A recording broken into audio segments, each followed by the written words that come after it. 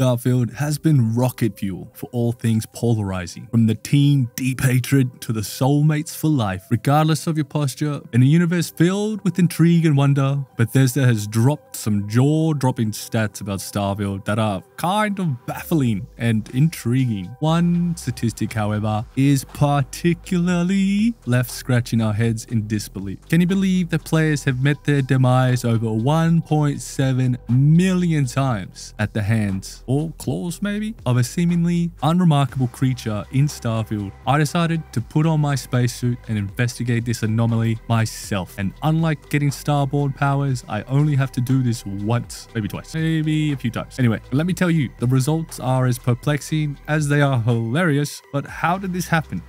Join me as we delve into the mystery and ask ourselves, is there still hope for humanity in the vastness of space? Because maybe we're not the master race. Let's explore together, because we're going to dive headfirst into the wild, untamed frontiers of Starfield's stats that Bethesda released the other day. And let me tell you, it's a universe brimming with more testosterone than a bodybuilder's competition in zero gravity. First up, I salute 13 million brave souls who rocketed it into Starfield, navigating the cosmos and wilderness like true interstellar badasses. I let that vista, baby.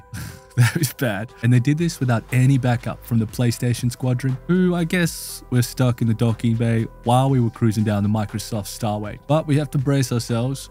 For a stat that's tougher than a $2 steak in a space diner, players have logged an insane 22,284,331 days in Starfield. We're talking days here, not hours, like a time-warped marathon for the ages. That doesn't even seem possible. Despite the average playtime hitting 40 hours, it seems that there was some naysayers who couldn't handle the heat. Despite the average playtime hitting 40 hours, which I can't even reconcile, how is so many people hating on this game, where apparently every man and his space goat played the bloody game? But that's not all. To the shipbuilders, the master craftsmen of the void, we've dedicated a staggering 26 million hours to constructing the best sleek Class C ships, or AB, DDFG. Then like true explorers, we charted a course across an unbelievable, and get this, hold on to your 18 million battle meal packs, because somehow we went to 1,972,345,902 planets and staked our claim, only building outposts on 4 million planet to moon. That's not just conquering new worlds, that's rewriting the star chart. It's just mind-boggling. Thank God for quick travel, right? Am I right, ladies and gentlemen?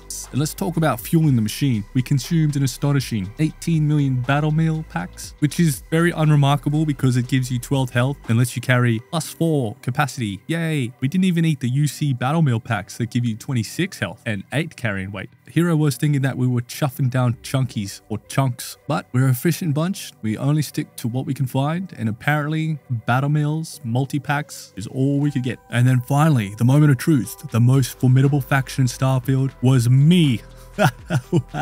Nah, but no, it's the Ecliptic faction. Surprising? Yes, considering that they basically for the most part have rabbit shooters, but they must be the most scattered or most commonly found hunters in the galaxy. But in the vast expanse of space, it's quite the ones we have to watch out for, because Starborns don't eat grass.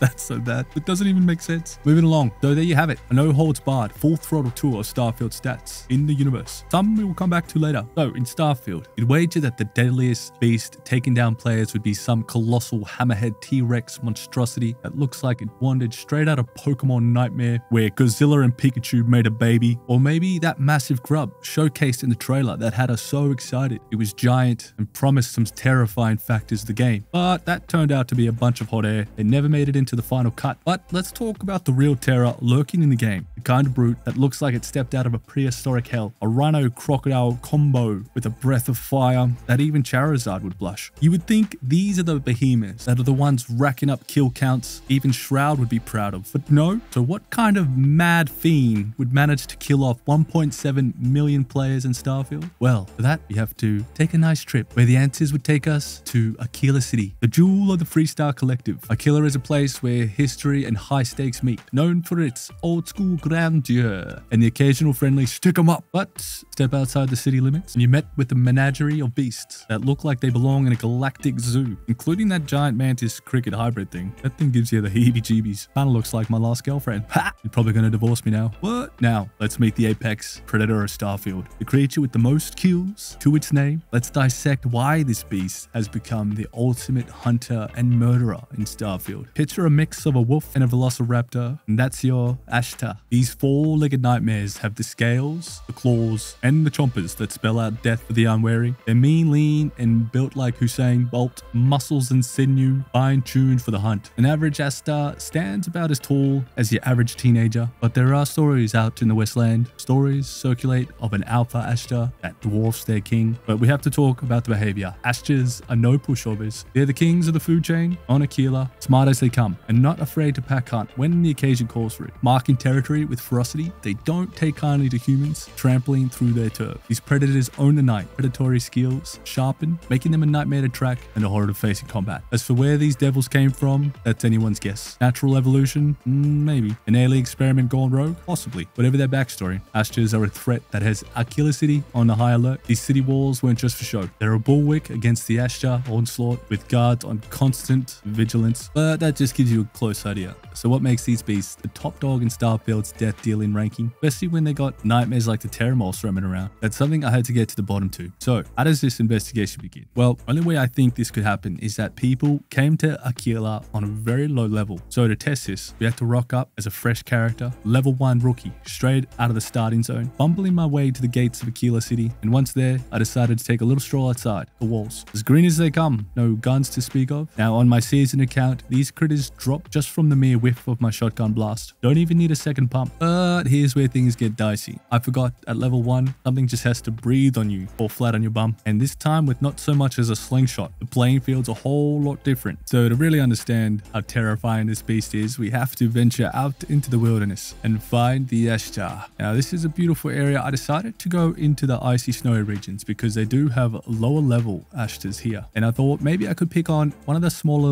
little baby ones. And I finally found one just on the yonder in between some trees. And I thought I'd try punch it to death. But as you can see here, it does not do anything and I can't box for the life of me. And this thing's pretty small, so it's a bit of a hard target. And I'm a swing and a miss and another swing and a miss. Just punch in air here. Check that out. But as you can see at level 1, this is a disaster. You're not going to really be able to face many of these things. And it's really important that you understand that these things have a fearless temperament. They're probably one of the most aggressive creatures I've seen, as they will run over to you from quite a distance. As soon as they kind of get a whiff of you, they're onto you. So now at level 1, we're going to try with the Eon. Not a very average pistol to start with. I don't even have a jetpack, so I can't even climb up the rock. So I was trying to pump some bullets into it, and these things just takes a punishment. It doesn't even really care or worry about what I'm doing, and it can jump. Look at that. It jumps up like a crazy jumping spider. And as I tried to rock and run away, I was finally able to kill it. And I really had to just make sure one thing, that they would fit in, and they did quite nicely. So claim that victory. And then I found like a boss version of it. So I'm definitely going to try and give that a go. And this was a whole other game. It's so much harder. It was like a huge bullet sponge. At level 1, this is terrifyingly difficult. So maybe it does make sense that people came here and got destroyed early game, because at this level, you're absolutely smashed by everything.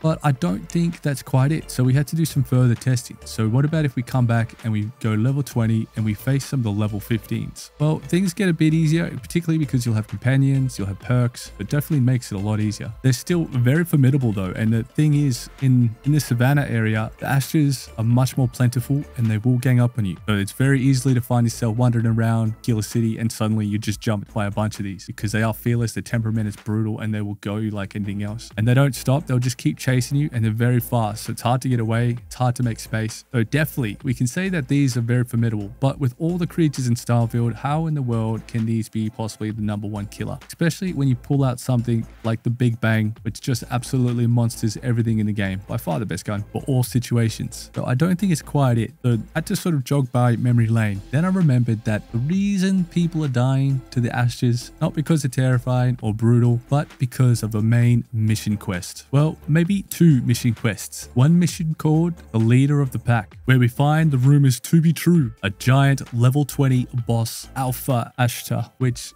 can take a beating. So perhaps this is one of the reasons. But that's just a side quest, so maybe not everyone did that. But you do get a very cool legendary after that mission. You get the Despondent Assassin. Definitely pretty cool. It's a legendary. But the reason I think everyone died to the Ashtar was because we actually came across it very early in a main quest called the Empty Nest, which is pretty much the third mission you get straight off the bat. So people are going to be an extremely low level, and in this mission towards the end, after clearing and doing a bunch of different stuff, you get mauled and attacked by multiple Ashtar, and it ends up being an optional part of the mission where you have to defeat them. And this reason only, I believe that this is the reason these little suckers are the #1 killers amongst the multitude of other crazy and by far more dangerous creatures that lurk in Starfield. It's not because they're particularly hard or strong, but at a lower level at this point in the game, they're actually quite a contender, and you get hit just towards the end of the mission with them. So you could be just legging it. You could just be on one leg hopping to the ship, hoping to get through, but you get mauled and attacked by these Ashtars as well. But this is the only reason I can really understand and see that this is why the Ashtar is the #1 killer and the biggest threat in all of Starfield, because we're big noobs at this point in the game. And that, I think, solves the mystery. But let me know what you think. Are the Ashtars actually a threat? Did you die by an Ashtar? I bet you did. I definitely didn't do the main quest until I was much further and higher level, so I didn't really notice them too much at the time, but I can understand now why they would have been such a threat. With all that said, thank you much for watching, and I'll catch you next time. Peace.